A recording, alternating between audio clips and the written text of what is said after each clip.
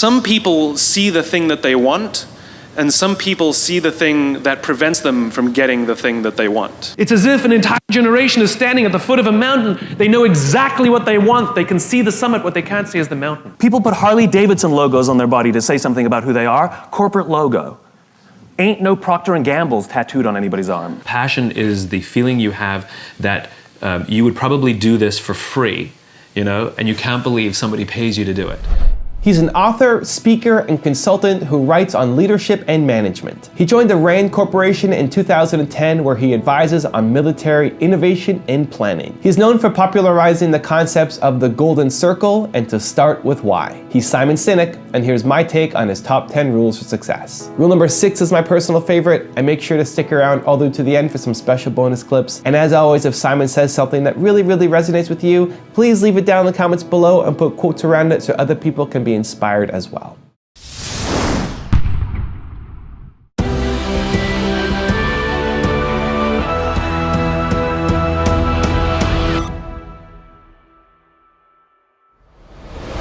Let me tell you a story. So a friend of mine and I, we went for a run in Central Park. The Roadrunners organization, on the weekends, they host races. And it's very common at the end of the race, they'll have a sponsor who will give away something, apples or bagels or something. And on this particular day, when we got to the end of the run, there were some free bagels. And they had picnic tables set up, and on one side was a group of volunteers. On the table were boxes of bagels, and on the other side was a long line of runners waiting to get their free bagel. So I said to my friend, let's get a bagel. And he looked at me and said, the line's too long. And I said, free bagel. And he said, I don't want to wait in line. And I was like, free bagel. And he says, nah, it's too long. And that's when I realized that there's two ways to see the world. Some people see the thing that they want, and some people see the thing that prevents them from getting the thing that they want. I could only see the bagels. He could only see the line. And so I walked up to the line. I leaned in between two people, put my hand in the box, and pulled out two bagels. And no one got mad at me. Because the rule is, you can go after whatever you want. You just cannot deny anyone else to go after whatever they want. Now, I had to sacrifice choice. I didn't get to choose which bagel I got. I got whatever I pulled out, but I didn't have to wait in line. So the point is you don't have to wait in line. You don't have to do it the way everybody else has done it. You can do it your way. You can break the rules. You just can't get in the way of somebody else getting what they want. That's rule number 1. Performing under pressure, whether it's me or anybody else, is the same.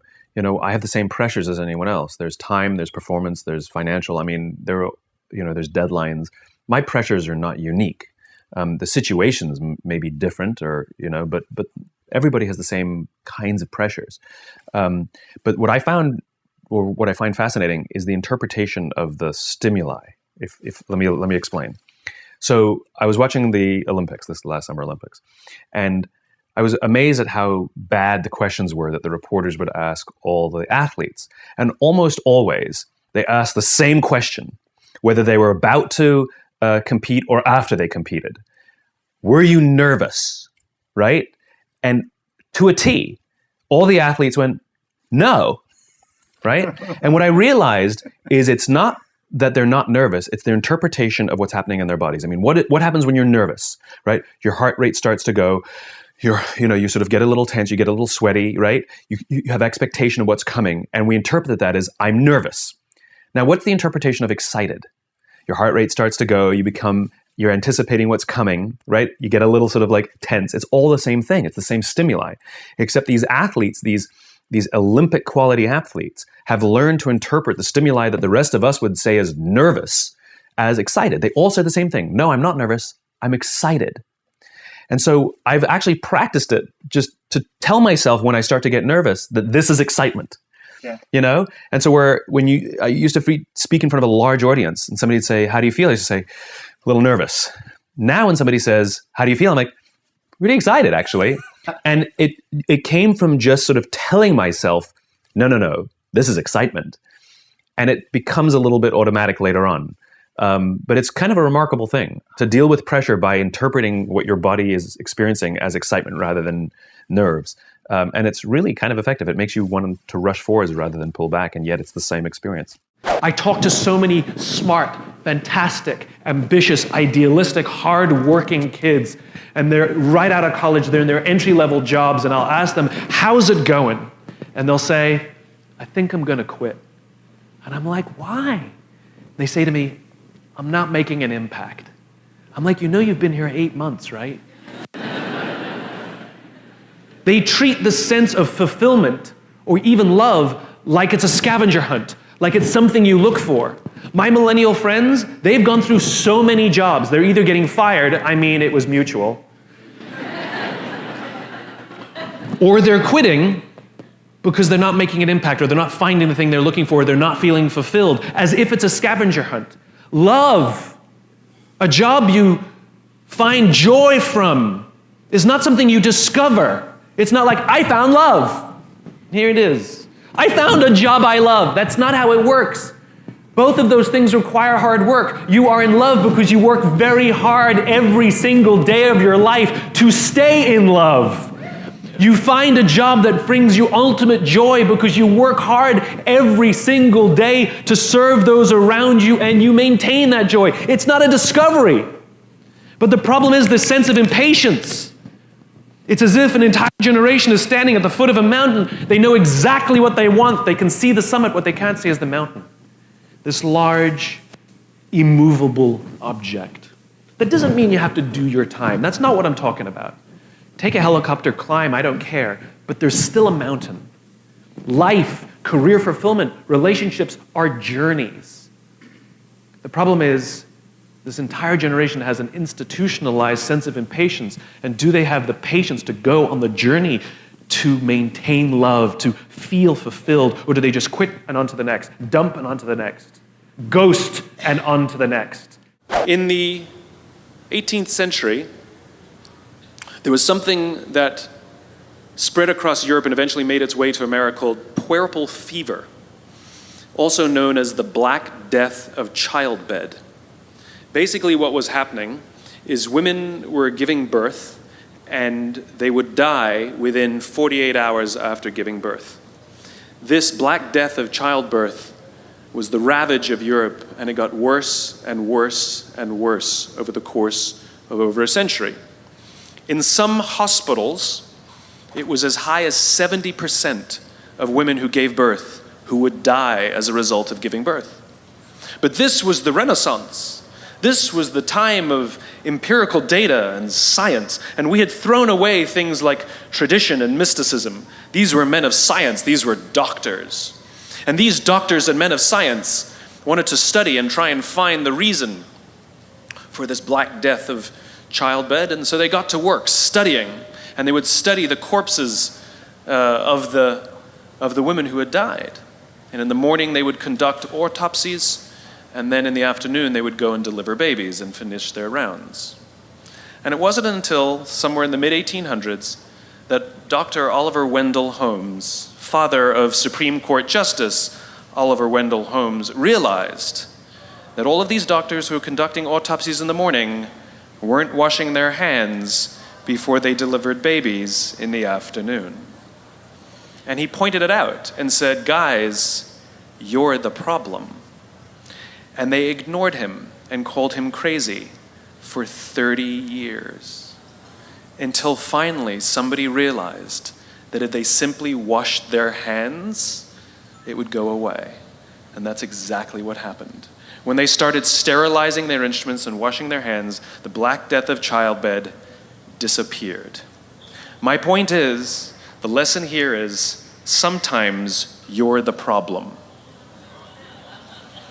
We've seen this happen all too recently with our new men of science and empirical studiers and these men of finance who are smarter than the rest of us until the thing collapsed. And they blamed everything else except themselves.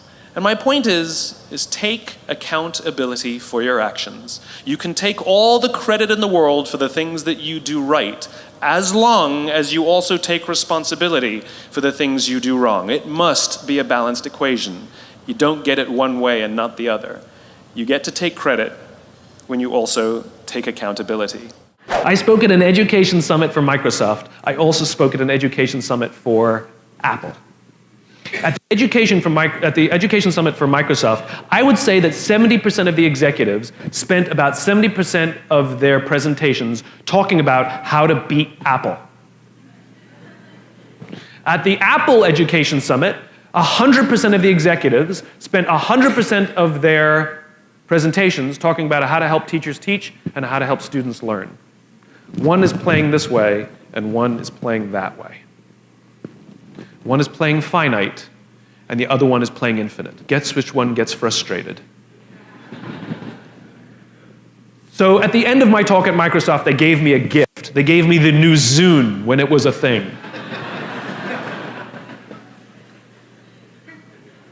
And let me tell you, this thing was spectacular. It was the most elegant piece of technology I'd ever used. The user interface was incredible. The design was spectacular. I absolutely loved it. It was easy to use, and it was bright and gorgeous and fantastic. It didn't work on iTunes, which is a different problem, so I couldn't use it, but it was amazing. And elegant. My God, it was elegant. So I'm sitting in the back of a taxi with a very senior Apple executive, sort of employee number 12 kind of guy. And, you know, I like to stir pots. So I turned to him, I said, you know, Microsoft gave me their new Zune, and it is so much better than your iPod Touch. And he turned to me and he said, I have no doubt. Conversation over.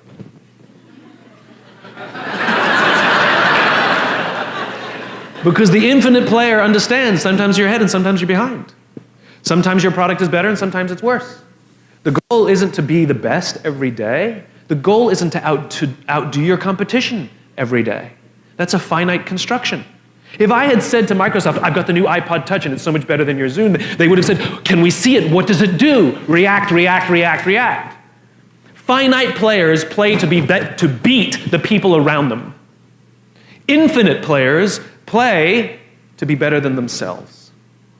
To wake up every single day and say, how can we make our company a better version of itself today than it was yesterday? How can we create a product this week that's better than the product we created last week?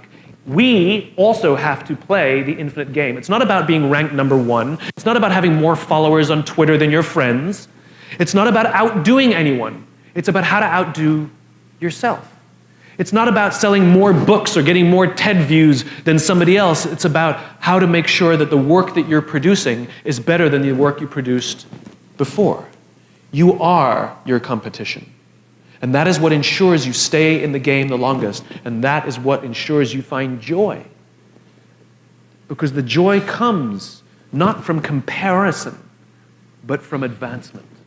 When are you at your best? I'm at my best when I'm around people who believe what I believe.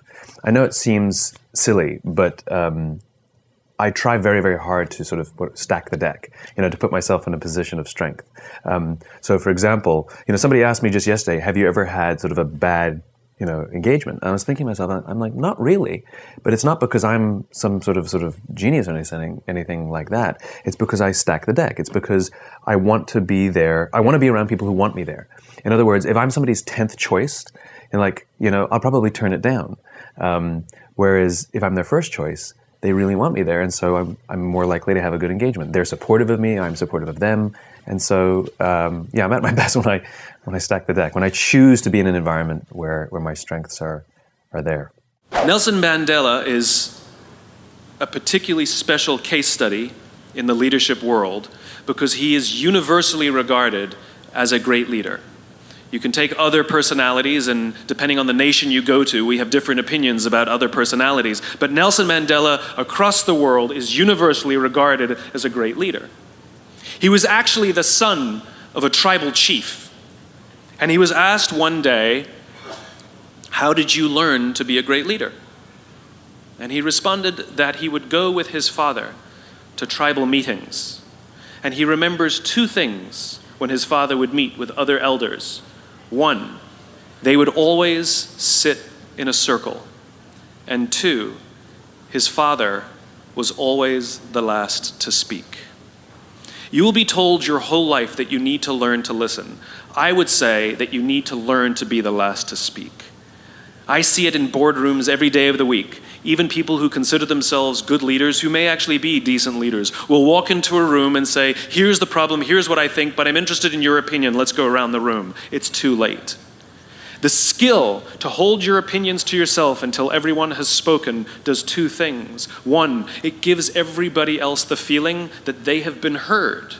It gives everyone else the ability to feel that they have contributed. And two, you get the benefit of hearing what everybody else has to think before you render your opinion. The skill is really to keep your opinions to yourself. If you agree with somebody, don't nod yes. If you disagree with somebody, don't nod no.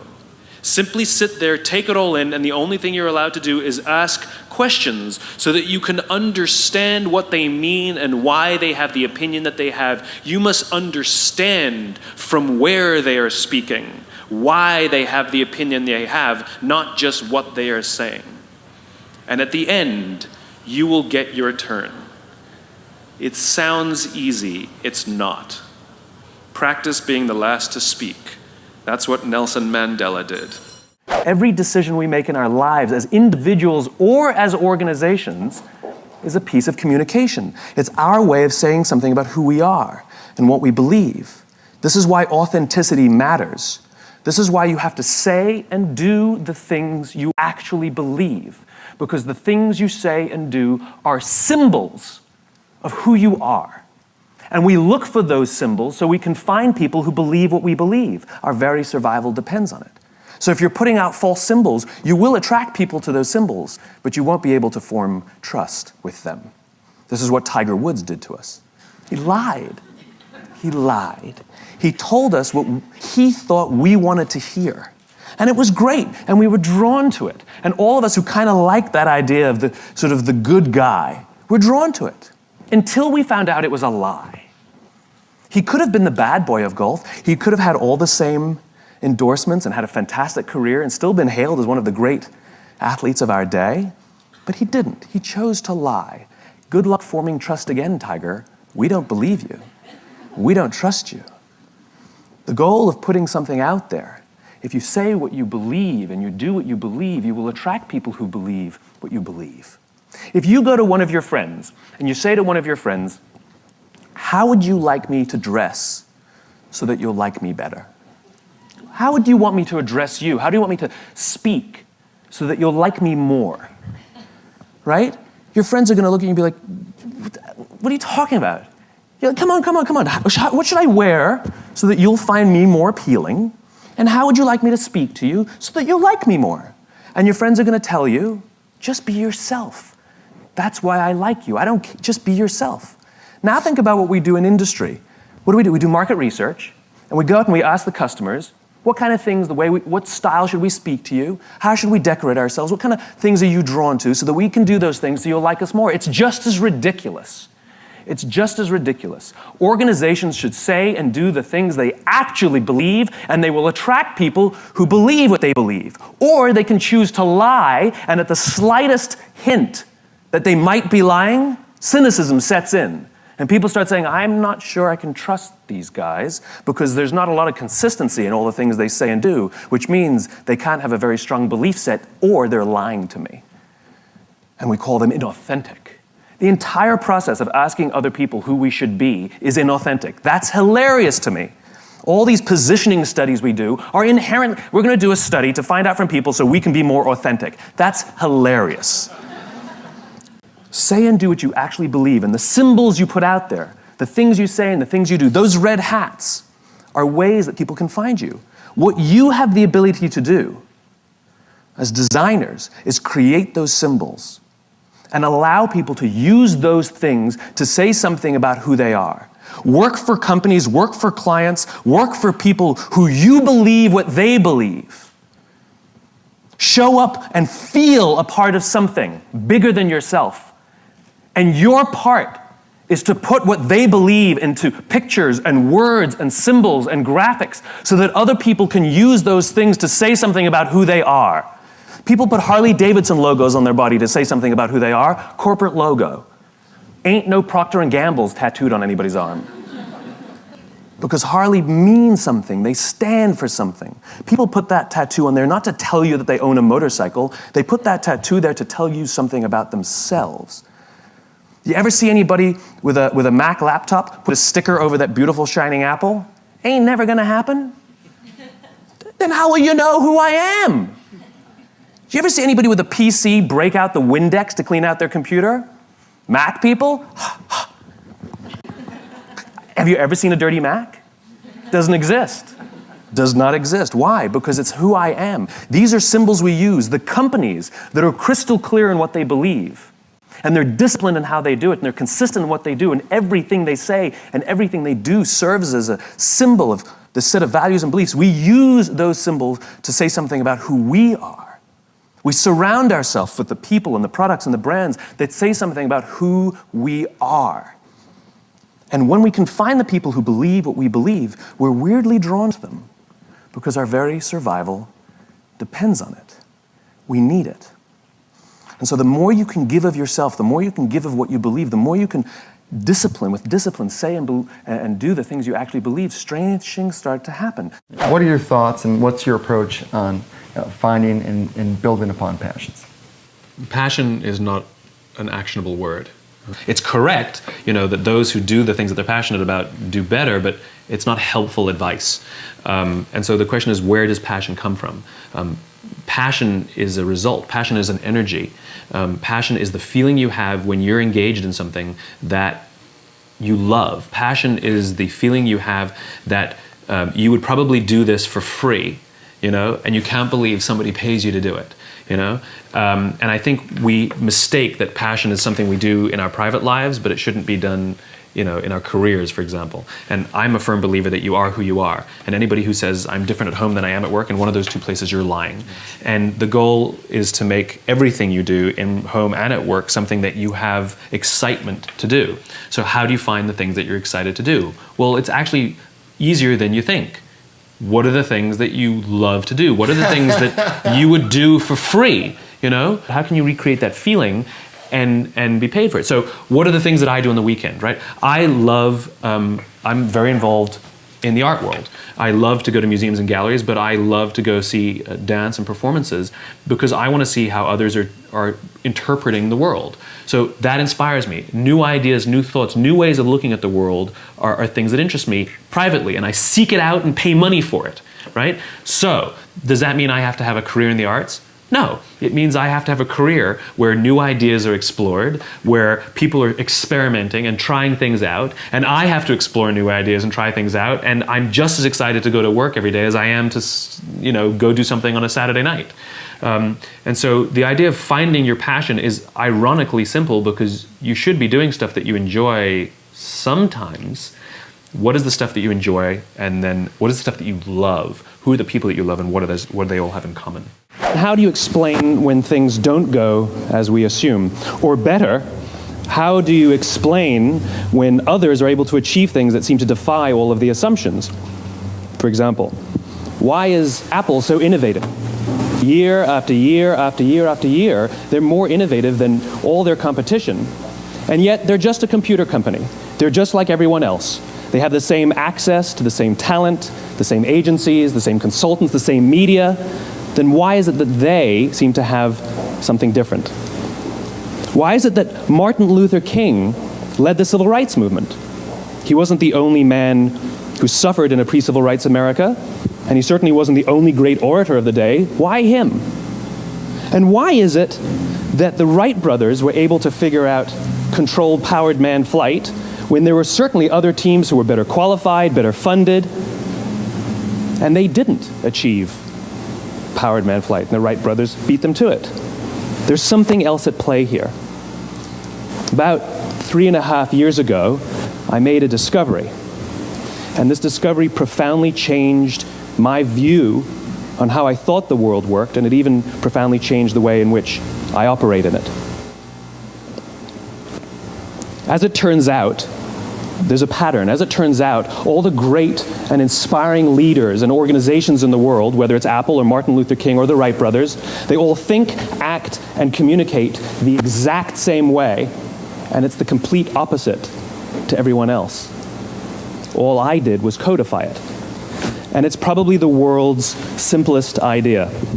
I call it the golden circle.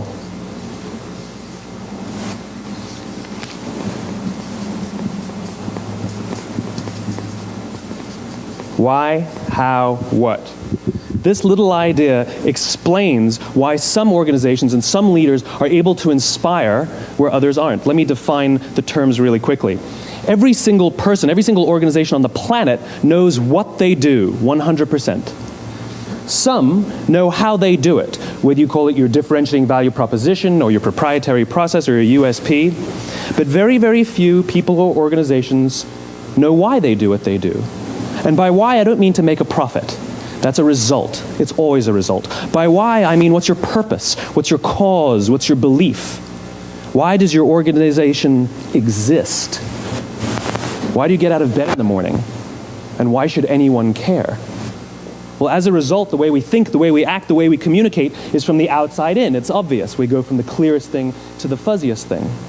But the inspired leaders and the inspired organizations, regardless of their size, regardless of their industry, all think, act, and communicate from the inside out.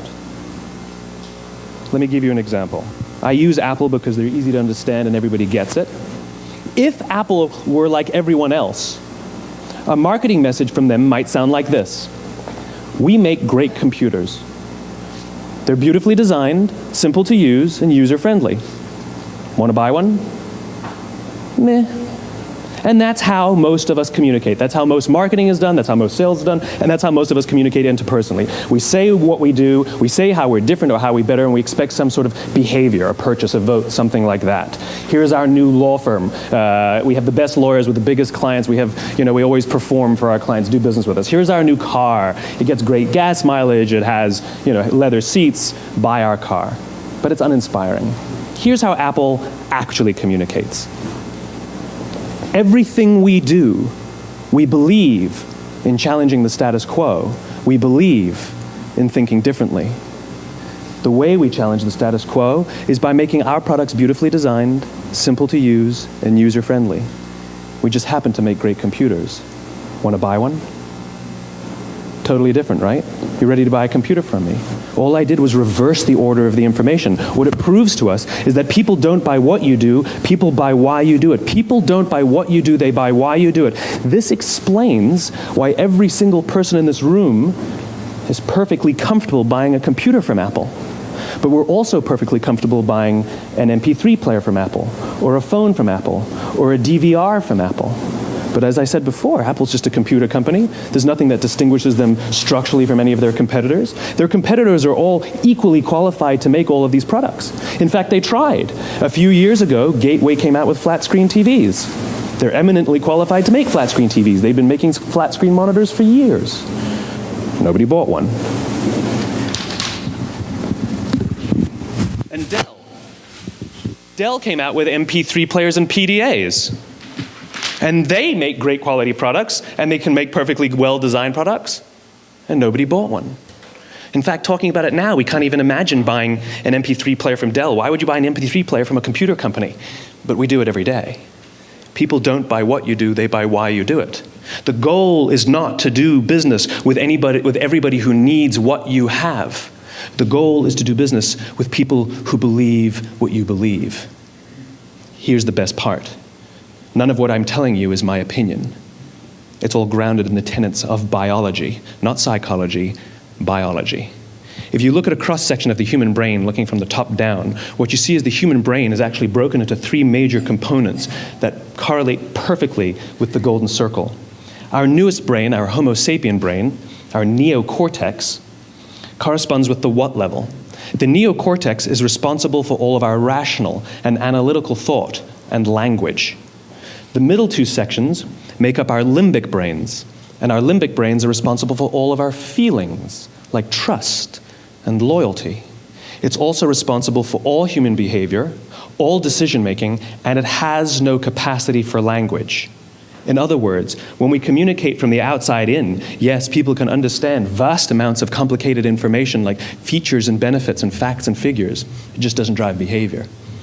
When we communicate from the inside out, we're talking directly to the part of the brain that controls behavior, and then we allow people to rationalize it with the tangible things we say and do. This is where gut decisions come from. You know, sometimes you can give somebody all the facts and your figures and they say, I know what all the facts and details say, but it just doesn't feel right. Why would we use that verb? It doesn't feel right. Because the part of the brain that controls decision-making doesn't control language. And the best we can muster up is, I don't know, it just doesn't feel right. Or sometimes you say you're leading with your heart or you're leading with your soul. Well, I hate to break it to you, those aren't other body parts controlling your behavior. It's all happening here in your limbic brain, the part of the brain that controls decision-making and not language.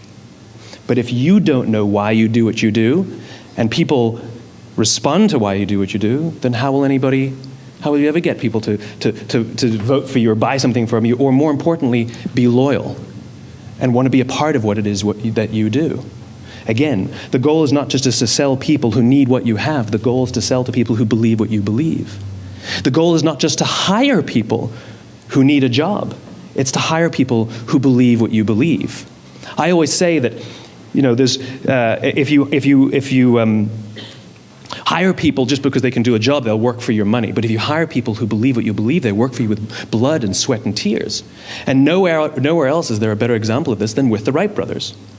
Most people don't know about Samuel Pierpont Langley. And back in the early 20th century, the pursuit of powered man flight was like the .com of the day. Everybody was trying it. And Samuel Pierpont Langley had what we assume to be the recipe for success. I mean, even now, you ask people, why did your product or why did your company fail? And people always give you the same permutation of the same three things. Undercapitalized, the wrong people, bad market conditions. It's always the same three things. So let's explore that. Samuel Pierpont Langley was given $50,000 by the War Department to figure out this flying machine. Money was no problem. He held a seat at Harvard and worked at the Smithsonian and was extremely well connected. He knew all the big minds of the day. He hired the best minds money could find, and the market conditions were fantastic. The New York Times followed him around everywhere, and everyone was rooting for Langley. And how come we've never heard of Samuel Pierpont Langley?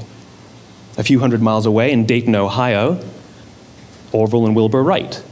They had none of what we consider to be the recipe for success. They had no money. They paid for their dream with the proceeds from their bicycle shop. Not a single person on the Wright brothers' team had a college education, not even Orville or Wilbur. And the New York Times followed them around nowhere.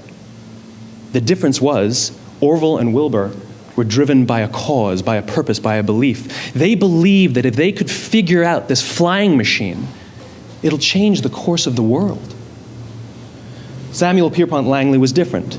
He wanted to be rich and he wanted to be famous. He was in pursuit of the result. He was in pursuit of the riches. And lo and behold, look what happened.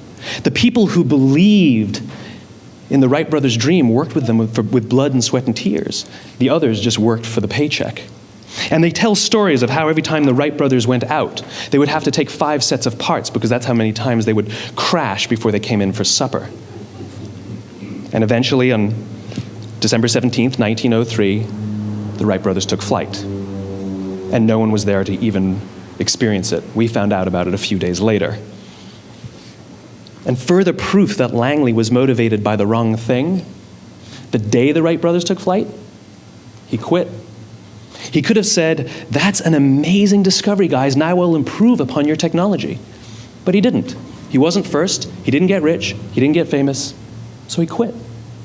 People don't buy what you do, they buy why you do it. And if you talk about what you believe, you will attract those who believe what you believe. Well, why is it important to attract those who believe what you believe? Something called the Law of Diffusion of Innovation. And if you don't know the law, you definitely know the terminology. The first 2.5% of our population are our innovators. The next 13.5% of our population are our early adopters. The next 34% are your early majority, your late majority, and your laggards. The only reason these people buy touch-tone phones is because you can't buy rotary phones anymore. We all sit at various places at various times on the scale, but what the law of diffusion of innovation tells us is that if you want mass market success or mass market acceptance of an idea, you cannot have it until you achieve this tipping point between 15 and 18% market penetration, and then the system tips. And I love asking businesses, what's your conversion on new business? And they love to tell you, oh, it's about 10%, proudly.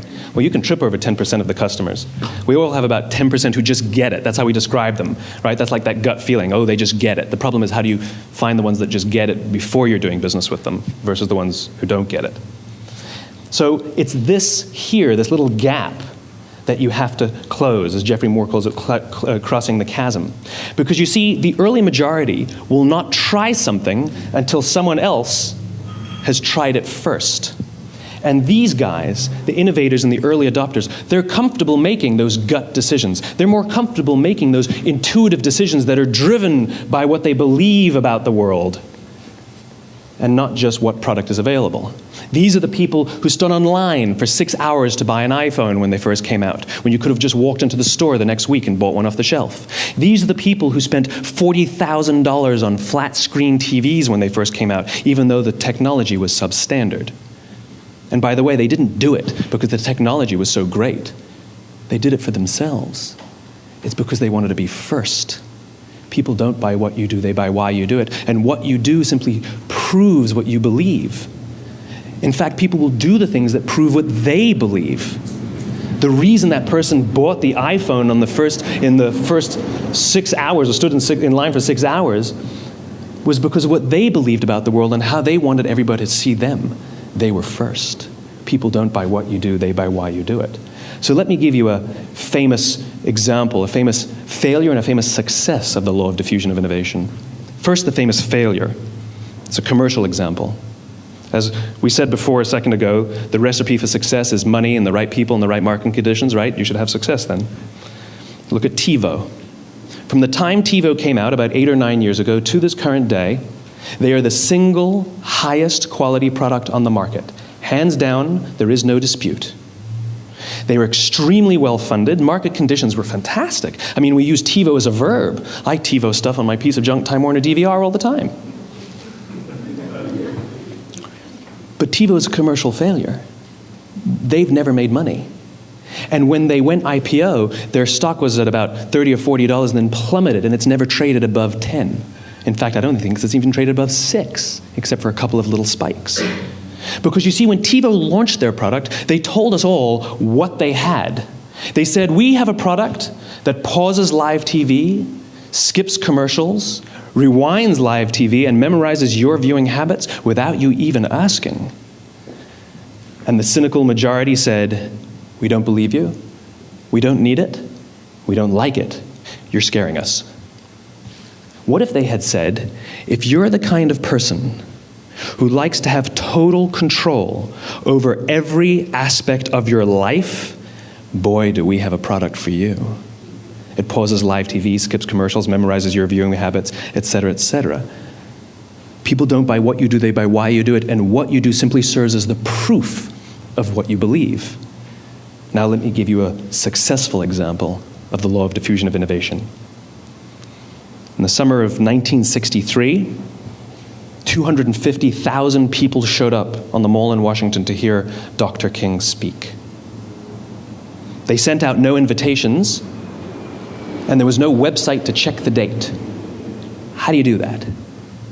Well, Dr. King wasn't the only man in America who was a great orator. He wasn't the only man in America who suffered in a pre-civil rights America. In fact, some of his ideas were bad, but he had a gift.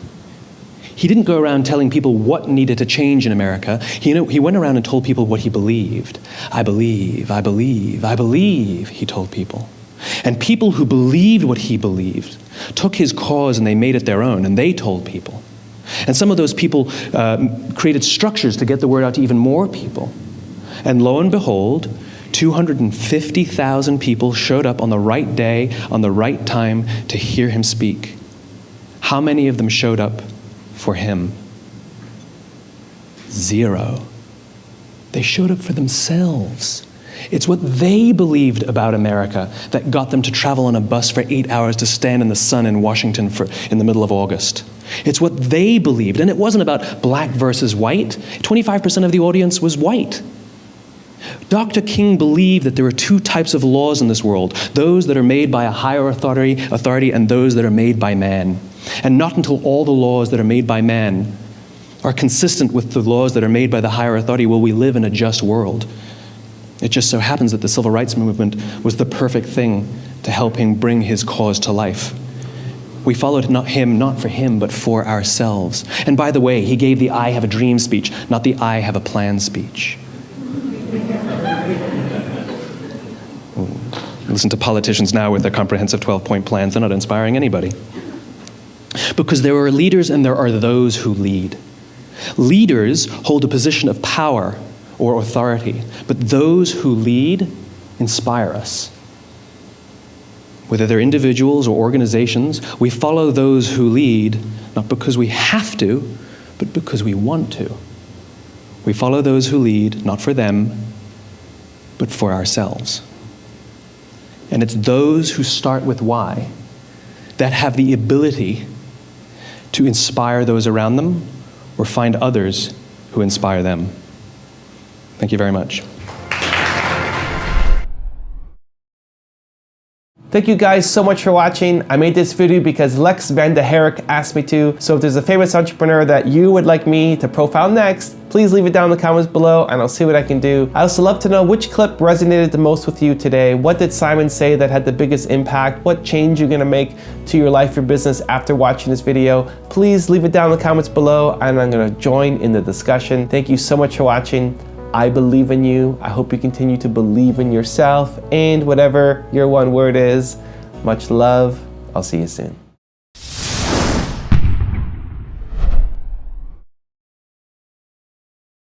Decision-making is a process, right? The question is, what filters are you using to make decisions?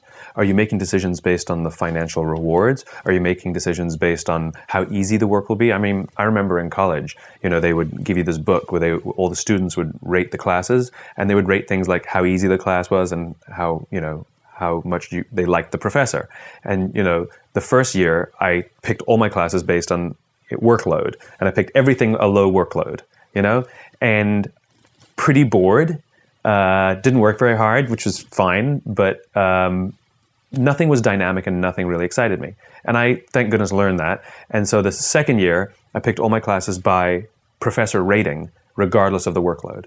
So every class I had these dynamic, amazing, incredible human beings passing on their knowledge, and you were excited to work hard for them, And so again, the question is, what are the filters we're using? And so if you're only chasing the mighty dollar, then you will have jobs that'll pay you a little more than the last, but are you enjoying yourself?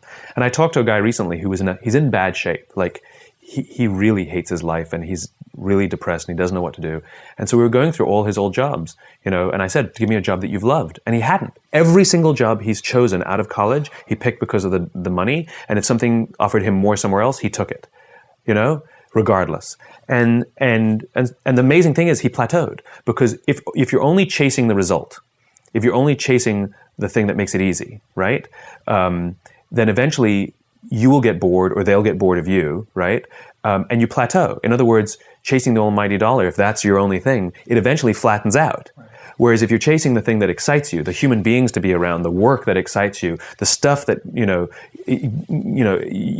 can get passionate about, the irony is you'll actually make way more, right? Because you're excited and they appreciate your excitement and they reward your excitement and you're better at your work because you want to work harder and all of that stuff. You don't have to strain to work harder. So decision making is simply a matter of filters, and so I've made decisions in my life that I would rather be happy than right. I'd rather do good than get rich. And so the decisions I make put me in positions where when I leave any engagement, when I leave any meeting, I feel that I've contributed, right? Rare are the times anymore where you walk away going, just think of the money, just think of the money, think of the money, because it doesn't feel nice. And the experience I have, I don't enjoy traveling to them and I don't enjoy traveling home. Where if I have an amazing experience, I am looking forward to getting there and I'm excited when I leave. Yeah. So it's just decision making is just a matter of what filters you use, and if you're good about keeping those filters up and clear, then make your decisions. I don't judge anybody by how if they choose to use different filters. These are just the filters I choose to live my life. Not right or wrong, just those are my decisions. That's my filter. How can you help the human race? How can you help the human race, the human species, progress? I'm not joking either. This is something I think we all have to be aware of. At the end of the day, the human animal is a social animal. And our very survival depends on our ability to form communities, to form cultures. What's a community? What's a culture? It's a group of people with a common set of values and beliefs, right? What's a country? It's a group of people with a common set of values and beliefs. What's a company? It should be a group of people with a common set of values and beliefs. When we're surrounded by people who believe what we believe, something remarkable happens. Trust emerges. And make no mistake of it, trust is a feeling, a distinctly human feeling. We all have friends who are total screw-ups, and yet we still trust them, right? Trust is not a checklist. Simply doing everything you say you're going to do does not mean people will inherently trust you. It just means you're reliable. We need trust. Right? We need trust. When we're surrounded by people who believe what we believe and trust starts to emerge, when we trust them and they trust us, we're more willing to take risks. We're more willing to experiment, which requires failure. We're more willing to explore and go somewhere that no one has ever gone before with the confidence that if we fail, if we trip over, if we turn our backs, that those within our community, those who we trust and who trust us, will look after us while we're gone, will pick us up when we fall over, will help us when we're hurt. Our very survival depends on it. We're not good at everything. We're not good by ourselves. If I send you out to go fight a saber-toothed tiger by yourself, odds are tiger 1, you 0. It's not going to go very well. But if you go out as a group, we're pretty damn amazing. And the reason is because we all have our certain strengths and we all have our certain weaknesses. And the goal is not to fix your weaknesses. The goal is to amplify your strengths and surround yourself with the people who can do what you can't do. But it's not just based on skills and application and experience. It's based on what you believe. It's based on what you believe. You see, simply being good at something and having somebody else being good at what you're no good at does not mean you will trust each other. Trust. The sense of trust comes from the sense of common values and common beliefs. I can prove it. How many of you are from New York? Okay, a bunch of you. Are you friends with everybody in New York? Why not? Why not? But when you go to Los Angeles and you meet someone from New York, you're like, hey, I'm from New York, and you're best friends. Right? And when you go to France, there you are in the Paris metro, minding your own business. And you hear an American accent behind you, and you turn around, and you say, hey, where are you from? They say, Los Angeles. You're like, hey, I'm from New York. And you're best friends. Because when you're surrounded by people who don't believe what you believe, when you're in a strange environment where you don't feel comfortable, you look for anyone who may share some of the same values and beliefs that you have, and you start to form a very real and very intense bond with them, simply because you know that they have a basic understanding of how you grew up, of the things that you care about, of the life that you live back home. Well, the same is true when we go to work. Do we want to go to work with people who understand us, who believe what we believe, who have a similar view of the world that has nothing to do with their opinions and the differences that we share? That's good. That's called diversity. That's called advantages to problem solving, which is we can all look at the same thing from a different angle and come up with solutions. What I'm talking about is why should you help each other in the first place? What are you in pursuit of? Now, the question is what creates that sense of values and beliefs? What creates that sense of trust? Right? Our very human instinct. We know how to find people who believe what we believe. Our survival depends on it. We're biologically gifted with this idea. If I ask you to go out in the street and find all the people who believe what you believe, you know exactly what to do. You're going to strike up conversations. You're going to start talking to people. And either you'll have a good feeling about them or you won't. Either you'll have chemistry, whatever that means, or you don't. Sometimes it's quick, sometimes it's slow. But we know how to do it. It's called making friends, it's called dating, it's called networking. We have the innate ability to do it. True story. There was a former Undersecretary of Defense who was invited to give a speech at a large conference, about 1,000 people. And he was standing on the stage with his cup of coffee and a styrofoam cup, giving his prepared remarks with his PowerPoint behind him. And he took a sip of his coffee and he smiled and he looked down at the coffee. And then he went off script. And he said, you know, last year I spoke at this exact same conference. Last year I was still the undersecretary. And when I spoke here last year, they flew me here business class. And when I arrived at the airport, there was somebody waiting for me to take me to my hotel. And they took me to my hotel and they had already checked me in and they just took me up to my room. And the next morning I came downstairs and there was someone waiting in the lobby to greet me and they drove me to this here same venue. They took me through the back entrance and took me into the green room and handed me a cup of coffee in a beautiful ceramic cup. He says, I'm no longer the undersecretary. I flew here coach. I took a taxi to my hotel and I checked myself in. When I came down the lobby this morning, I took another taxi to this venue. I came in the front door and found my way backstage, and when I asked someone, do you have any coffee? He pointed to the coffee machine in the corner, and I poured myself a cup of coffee into this here styrofoam cup. He says the lesson is, the ceramic cup was never meant for me. It was meant for the position I held. I deserve a styrofoam cup. Remember this.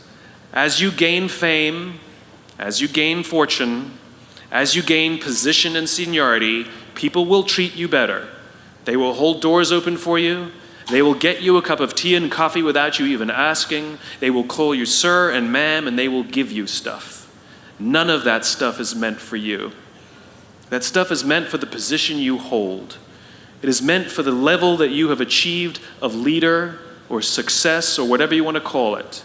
But you will always deserve a styrofoam cup. Remember that.